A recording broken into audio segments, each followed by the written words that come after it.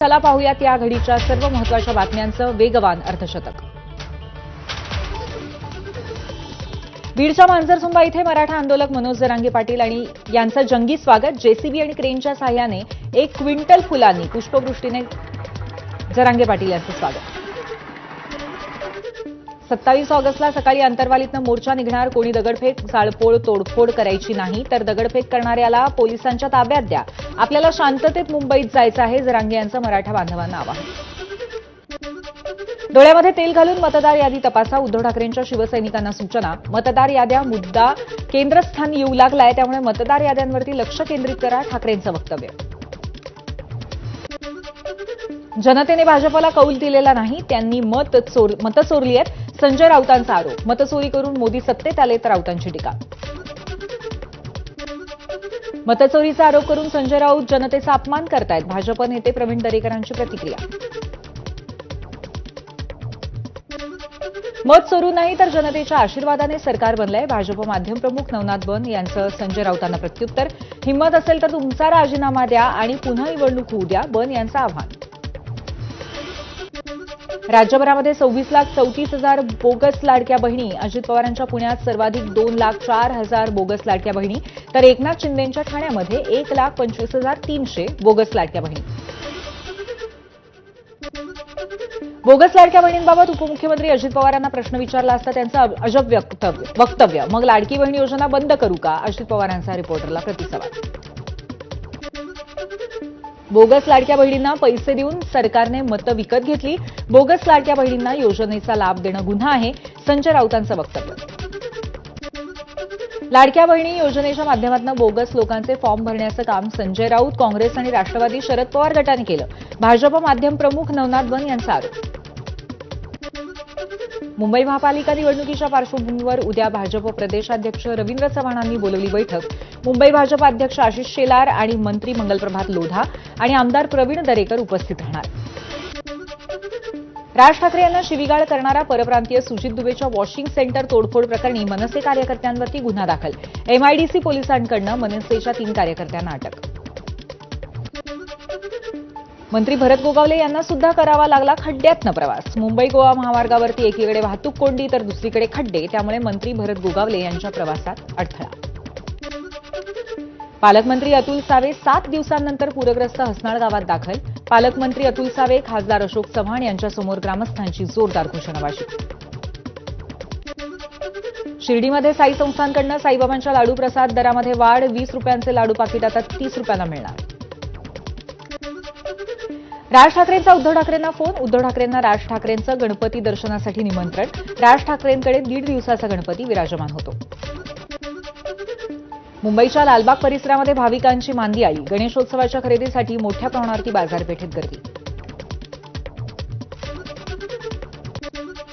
गणेशोत्सवानिमित्त यंदा दगडूशेठ गणपती मंडळ केरळचा पद्मनाभ मंदिराचा देखावा साकारणार. देखावा उभारण्याचं काम अंतिम टप्प्यात. आर्टिस्ट विनय रासकर यांना पहिल्यांदा मंदिराचा देखावा उभारण्याचं काम.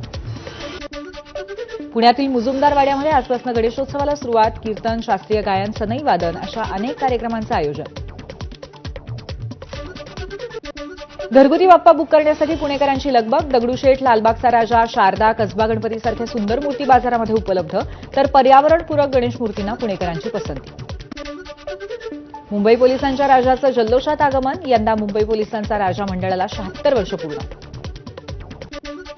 गणपतीची तयारी करण्यासाठी आज शेवटची सुट्टी. दादरच्या मार्केटमध्ये खरेदीसाठी आलेल्यांची प्रचंड गर्दी. सजावटीच्या वस्तू, हार, फुलं, पूजेच्या साहित्याने बाजारपेठा सजल्या. नाशिकच्या कपालेश्वर मंदिरामध्ये पुन्हा 2 गटात वाद. मंदिरातील घटनेचा प्रकार सीसीटीव्हीमध्ये कैद. यापूर्वीही मंदिरात दानपेटीवरनं वाद झाला होता. अहिल्यानगरमध्ये मराठा आरक्षणाचा लढा देणाऱ्या मनोज जरांगे यांचा देखावा असलेली गणेश मूर्ती साकारण्यात आली आहे. मनोज जरांगे पाटील यांना आशीर्वाद देणारा बाप्पा स्वप्नील आर्ट्सकडून साकारण्यात आलाय. गणपतीसाठी कोकणामध्ये जाणाऱ्या कोकणवासियांसाठी भाजपकडून विशेष मोदी एक्सप्रेस. मंत्री नितेश राणेंनी दादर स्थानकात एक्सप्रेसला भगवा झेंडा दाखवला. भाजपकडून कोकणात जाणाऱ्यांसाठी दादरहून मोदी एक्सप्रेसच्या 2 ट्रेन सोडण्यात आल्या. मोदी एक्सप्रेसचा डबल धमाका अशा आशयाचे मोदी एक्सप्रेसवरती बॅनर्सही होते. गणेशोत्सवासाठी कोकणात येणाऱ्यांची सिंधुदुर्ग रेल्वे स्थानकावर गर्दी. मोठ्या उत्साहात गणेश भक्त कोकणात यायला सुरुवात. गणेशोत्सवासाठी कोकणात जाणाऱ्या चाकरमान्यांसाठी उद्या धावणार विशेष एक्सप्रेस. दादरवरनं 1:30 वाजता कोकणात जाण्यासाठी सुटणार शिवसेना एक्सप्रेस. गणेशोत्सवासाठी कोकणामध्ये जाणाऱ्यांसाठी परिवहन विभागाकडून विशेष व्यवस्था. 5103 जादा गाड्या सोडण्यात आल्या असून 22 ऑगस्ट ते 7 सप्टेंबरपर्यंत त्या धावतील. अल्पवयीन मुलीला लग्नाचं आमिष दाखवून तिला गर्भवती केल्याचा नाशिकमध्ये प्रकार. दीपक कुमार रमेश कुमार पाल संशयितावरती मुलीच्या आईच्या तक्रारीनुसार गुन्हा दाखल.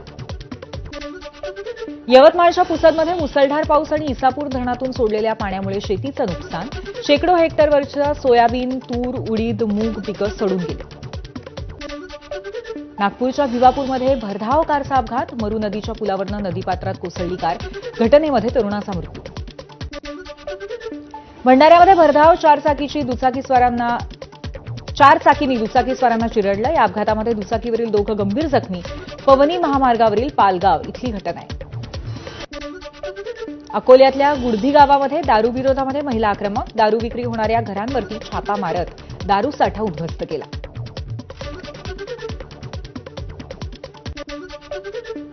अकोल्यामध्ये पुरी अहमदाबाद एक्सप्रेसमधनं गांजाची तस्करी.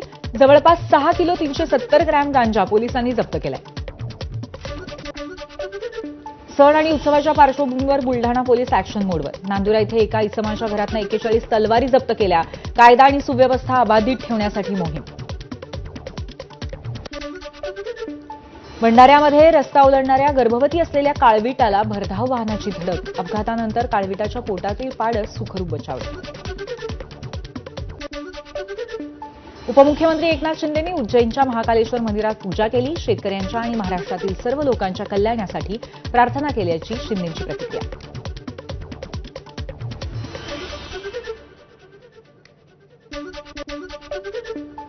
मध्य प्रदेशच्या उज्जैनमध्ये अभिनेता सिद्धार्थ मल्होत्रा आणि जान्हवी कपूर यांनी श्री महाकालेश्वर मंदिरात पूजा केली. दोघांचा परमसुंदरी चित्रपट लवकरच प्रेक्षकांच्या भेटीला येणार आहे. बिहारमध्ये मतदार अधिकार यात्रेचं आयोजन. रॅलीमध्ये काँग्रेस खासदार राहुल गांधी, आरजेडी नेते तेजस्वी यादव यांचा सहभाग. हुंड्यासाठी पत्नीला जिवंत जाळलं. उत्तर प्रदेशातल्या ग्रेटर नॉयडातली धक्कादायक घटना आहे. लहान मुलाने दिलेल्या जबाबामुळे सत्य उघड झालं. गगनयान मोहिमेसाठी पॅराशूट आधारित deceleration system and end to एंडचं प्रात्यक्षिक. इस्रोने पहिली इंटिग्रेटेड एअर ड्रॉप टेस्ट म्हणजे IADT-01 चाचणी यशस्वीरित्या पूर्ण केली. ब्राझीलमध्ये मद्यधुंद मालकाला पाळीव बैलाने घरी आणलं. मद्यधुंद अवस्थेमध्ये पत्ता हरवलेल्या मालकाला बैलाने शोधून काढला आणि व्हिडिओ सोशल मीडियावरती व्हायरल झालाय. मध्य प्रदेशाच्या नर्मदापुरममधील तवानगरच्या रस्त्यावरती वाघाचा मुक्त संचार. रस्त्यावरून जाणाऱ्यांनी वाघाचा व्हिडिओ काढला.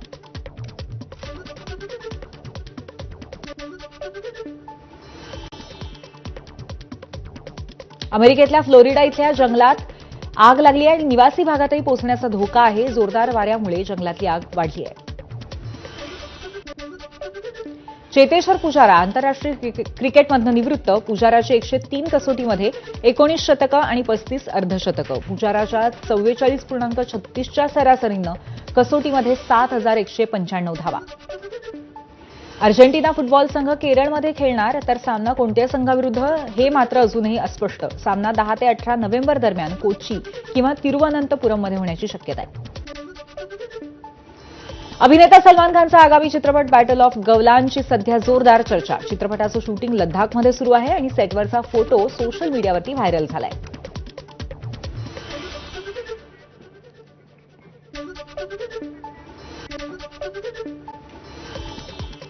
बातम्यांचा वेगवान आढावा